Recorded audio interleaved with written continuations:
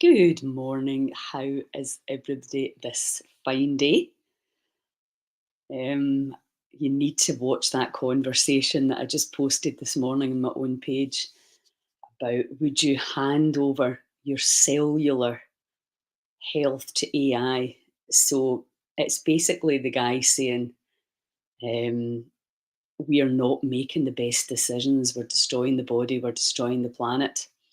And if there's a blueprint way to do it, and you can AI knows exactly what the body needs, what the liver needs, what the heart needs, what the cells need, and that you acquiesce and you follow the information, how much healthier you can be.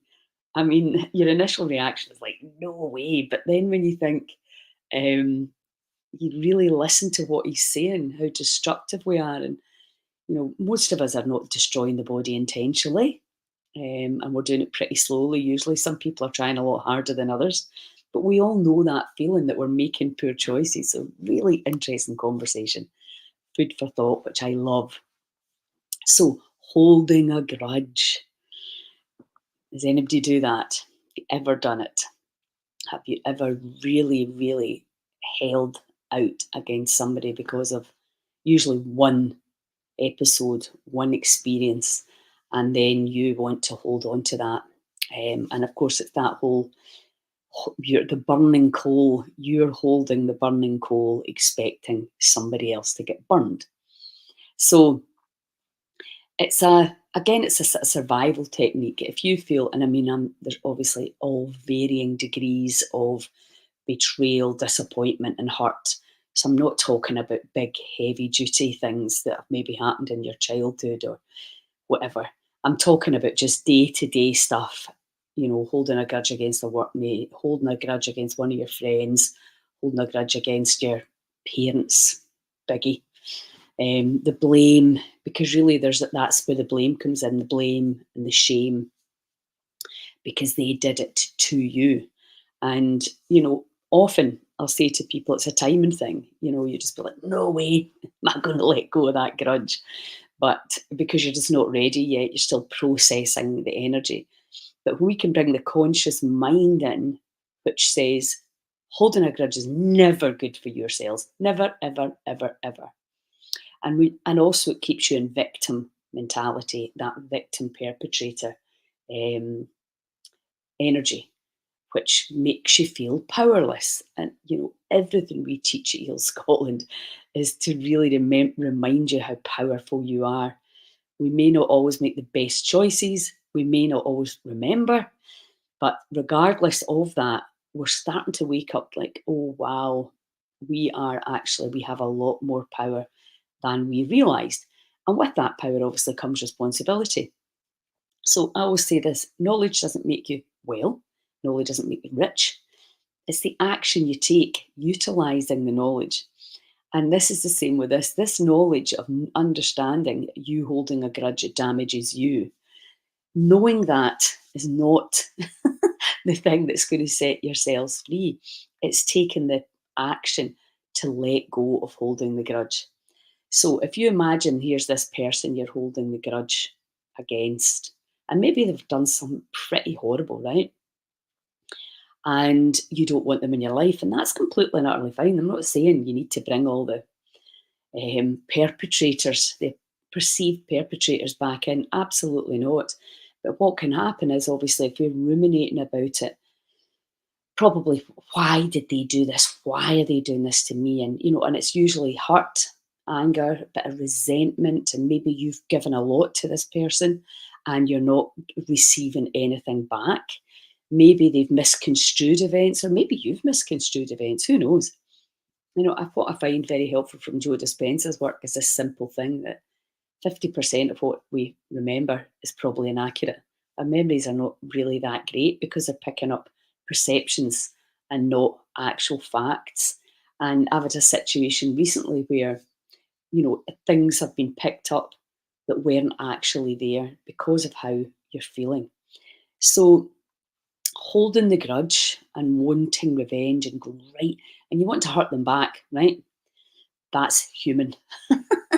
because, but now we're starting to me, this is from sort of three-dimensional consciousness into more five-dimensional energy understanding. So when you're in the 3D solid body, this is the way it was, and they did this to me, and I'm not never going to speak to them again. I'm never going to let them, whatever it is, you're going to withhold from them because of the perception of hurt and disappointment and betrayal, maybe.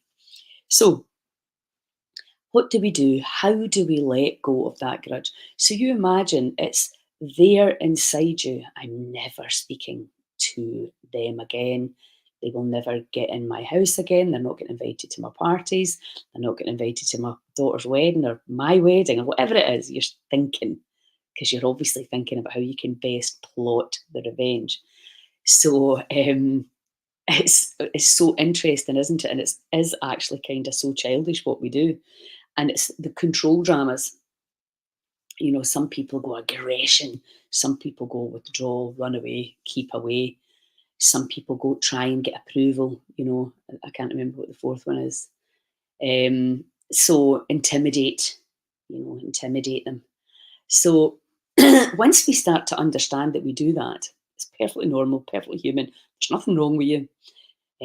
Everybody does it, well, pretty much every day. Maybe the Dalai Lama doesn't do it, but most people do that. They have these visceral reactions, which is part of the survival mechanism because you don't want to get hurt again. So if I put this person out my life, if I make them the bad one, if I tell a story and I hold on to that story, because what tend to happen when you talk about letting go, it's like you're letting them off the hook and you're just, there's no, what's the word? They don't have to pay. There's no payment. And of course, that's a misunderstanding of what payment is. Because what happens is when we're like, and we're probably ruminating it over in our head and maybe telling some other good friends or somebody else in your partner maybe about it. So we recreate the story over and over again. So we recreate the chemistry, we recreate the stress. Now, there's a lot of really very strange people, and I would say probably quite evil people out there, but they're in the minority, definitely. And most of the time, people are just unfortunately living through their trauma. And we are living in this phenomenal time where we can break the patterns, the ancestral patterns, and the pain that's coming in. Because some people have lived really difficult, challenging lives. And what is it that makes some people able to just go, right, I'm going to now, as Zach Bush says, I'm going to be drawn by a vision of the future rather than being pushed by the pain from the past, which can turn you into a bitter old person. Nobody wants that, do they? But your cells definitely don't want it. So what we're constantly striving for with all the challenges that we're bringing you every month is to get cleaner and clearer at this cellular level. Taking the food out, the intermittent fasting in January, giving your internal organs that time to regenerate, regardless of what age you are. And then moving into the breath work and the alchemy of changing your breath. But you're not going to go into a Wim Hof breath session 12 hours a day because you're stressed. We need to learn to manage it better than that. So all the techniques I'm teaching you this month are very much about how you can use the power of your words. Like, how can it get better than this? What would it take for me to truly let go of this grudge? Because what we'll do is we'll go, I'll just let go a little bit. I'm not really going to let go completely because they deserve it, because the story is so strong, right? The ego is like, let me hold on to this. And also, if you look at the person and look at the whole life and maybe think about all the incredible things that they've actually done for you, but you take that one snapshot in time and you destroy the relationship or you destroy the friendship or whatever it is. And you think how quickly you forgive your kids. They drive you insane on almost a daily basis. And then you just move on. The next day it's forgotten about, or maybe the next 2 days. But we have that ability. We know that if we really have that unconditional love. So it's within us. We know it's possible. And now it's a willingness. Are you willing to do it? And it's, are you willing, how much do you want freedom? How much do you want vibrant health and vitality? How much do you want that? Or maybe you don't want it. Maybe you're just quite happy moaning, bumping your gums down here. That's absolutely your choice. But if you're getting fed up, feeling lethargic, feeling apathetic, unmotivated, achy bones and joints, I could feel my shoulder this week. There's definitely, I'm like, what is going on here? The longer you've been in this planet, the more information you've gathered. But I know I can impact this. I broke it years ago at Tina Park, funnily enough. Um, so now I have to think, right, okay, how am I going to deal with this old injury? Or maybe there's some emotional stuff. The shoulders are where you carry all your burdens, and obviously the back is where you can feel supported or not, because we start to see the body and how it mirrors the emotions or the story that we've lived. I am not supported. So it's so interesting. But let's get back to the grudge. So if you've got somebody now, somebody can be holding a grudge against you. I know somebody told me that last week. Their sister had just stopped speaking to them. So you can do this in either way, because it really doesn't matter. A grudge is a grudge, whether it's somebody's holding it against you or whether you're holding it against somebody else. Same. So it's this. I want to be right. I want to be right. You did this. You did that. We need to move out of that energy before we have a chance of getting a resolution. And the thing is, the resolution has to come to mutual benefit, not just you, not just them. Both have to be able to say our bit. And very often, when you let go, and a lot of people shy away from confrontation or a conversation, because they just don't know how it's going to go, and we've got fear, right? So it's once you let go of the grudge, you can sit down and have the conversation. Or you could just send a message. I'd really like to talk to you about this. I'm sorry about how I've been behaving. I'm sorry that you feel the need to cut me out, whatever it is, and resolve it. And then all your wee selves will go, ah, okay. So I want you to think, here's the person that's holding the grudge. And it might be your partner as well. Some people are super moody. I'm not as bad as I used to be, but a Gemini, So hold that. Look at the person. This is the memory, right? And it's got this electrical current attached to it. Maybe even when you think about that person, you can feel it in your body because you're attached, electrically attached. So, what I want you to do is just feel how the body's reacting to this. This is the person you've got the grudge with, or this is the person that's got the grudge with you. And just feel how the body responds to that. What electrical charge is there? And just for now, can you just allow whatever's there to be there? Can you welcome all the sights, sounds, and sensations that are around this story, this grudge? Feel it, heal it, and then just let it go. No grudge, no grudge. Let it go. Now, you may find yourself wanting to hang on. That's really normal and common. So, can you welcome any wanting to hang on just a little bit to this? All wanting to be right, all wanting them to feel the same hurt that you hurt. Can you welcome all of that? And can you just let it go? Set it free.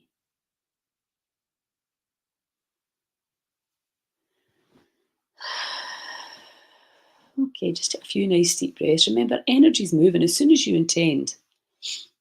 And even if you're half-ass intending, a little bit of the grudge could be released. Okay, so let's just tap. Even although I've been holding the grudge, or they have been holding the grudge, the apparent other. I deeply and completely love, trust, and accept myself. Even though I know it's not good for my immune system to hold a grudge, sometimes I still hold a grudge because sometimes I want to be right. I want them to understand how I feel or how that felt, how they're making me feel by cutting me out. Sometimes I just try to figure it all out. Sometimes I just wish it was different. Why is it not different? Sometimes I just want control and I feel I don't have any control. Keep breathing, keep tapping, keep moving, keep releasing. And sometimes I'm waiting for things to change, waiting for them to say sorry, waiting for something to happen. And even although I've been taking this personally, or they've been taking it personally, and even although I'm feeling I want to control, or I'm feeling out of control, insecure, and really wanting approval from myself and from others, I deeply and completely love, trust, and accept myself.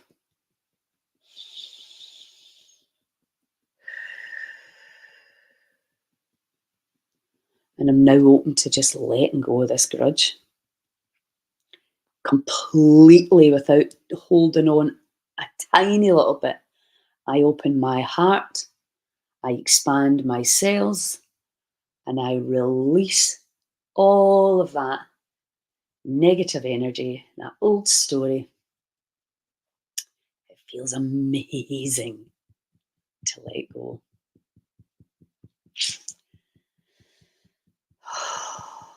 My cells are expansive. The light can flow and the past can dissolve effortlessly.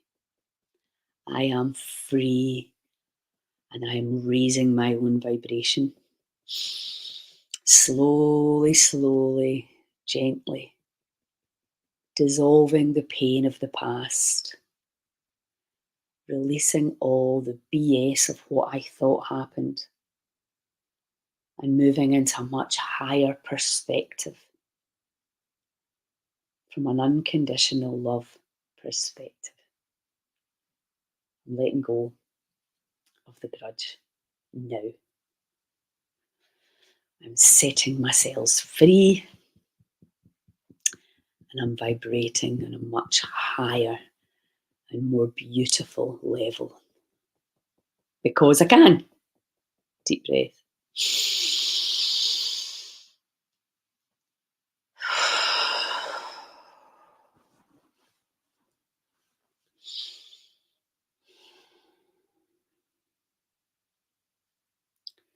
How does that feel?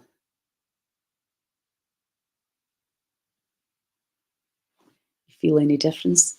So look at this person. There should be no contraction now if you've been truly doing it with me, meaning it.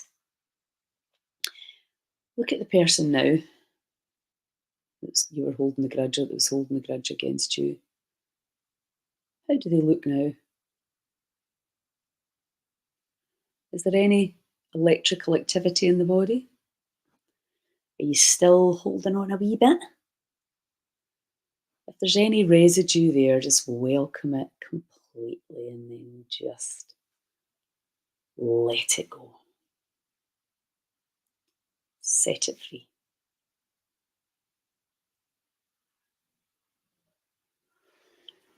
Okay, give me some feedback. Let me know how that feels. And also, pay attention to that relationship and how what happens over the next week or so. And if maybe you've not released to completion, just keep at it.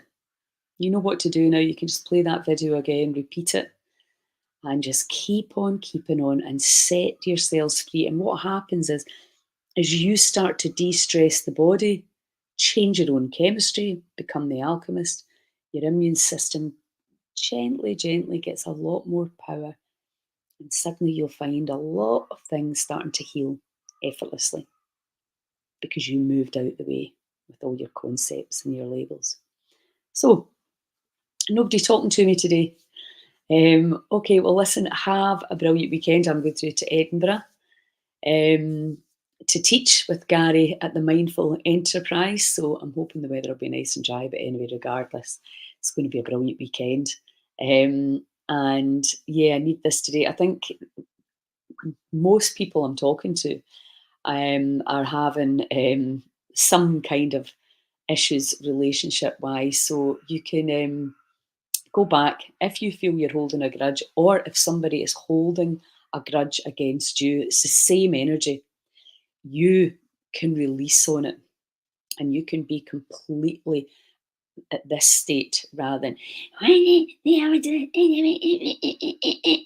just go, okay, something's happening. Hurt people, hurt people. Maybe I'm hurting a bit. Let me just let that go and see how nice it feels not to be doing that. Going back on placement after Easter. I'm not really sure what that means because I can't see who it is. Yeah, so remember the power within you to change your perception. Change your perception of time, change your perception of stress, change your perception of relationships, and being able to stay in that neutral place. Remember the polarity release. It took me, honest to God, about a week to remember that word. I thought it was calling something. The polarities where you can take yourself from really holding the grudge to never having a grudge ever again. There's no such thing as a grudge. So you can take yourself from one extreme to the other until you get into that neutral place and space. You have the power, but like I said, you have to do the practices or you're not going to get the result. And saying, oh, I do that, I know that. Yeah, do you know it? But are you doing it? Are you utilising the protocols? And that's what's really interesting about that conversation with Tom Billier about AI. If you're not doing your protocols and you know you should, and you know you would feel a million times better if you did it, would you hand it over to AI? And I think that's a very interesting question. Why are we not doing the things that we know are good for us? And that's part of the mission with Heal Scotland, is educate, inspire, support. Educate people, because a lot of people don't know they're not a victim of their emotions and they're not a victim of the past. That's a perception. And we can hold on to that perception very, very tightly. And it keeps us in suffering. So what if you handed over? It's like going on a retreat and following direction. And then you feel better, but then you go back to your house or you're back to your place of work and you end up falling back into the old habits. So very interesting conversation. You know, again, it's that we know what to do. And if you don't know what to do, well, we can certainly learn. The internet allows us to learn anything. Annette. Okay, brilliant. Yeah. So listen, have a wonderful, wonderful weekend. And I will catch up with you next week. I've got 2 lives today. I'm going live shortly with Sarah Grant from Tarbert, who's going to be teaching yoga at the festival. And we're going to be looking at why would you come to the festival and all the concepts around it. And then at 11, I've got Fiona Leishman from Unleash the Mind and Unleash the Dance. And Fiona's going to be dancing, teaching us how to, I think it's ecstatic dance, something like that. Don't quote me on that. And then also she's going to be doing the fire walk on the Saturday night. So there's going to be an opportunity there for you to walk on fire. So that's pretty exciting. And yes, I'm going to be talking to Fiona if you want to learn more. The power of moving your body. We're not dancing enough, and we're not singing enough, and we're not laughing enough. And all of these things are brilliant for your health. And we've got the incredible Archie McAllister, world-class fiddler. playing at the festival on the Saturday night, comedy and Kaylee, Gary Little, and then Archie. You're not going to get a better night than that.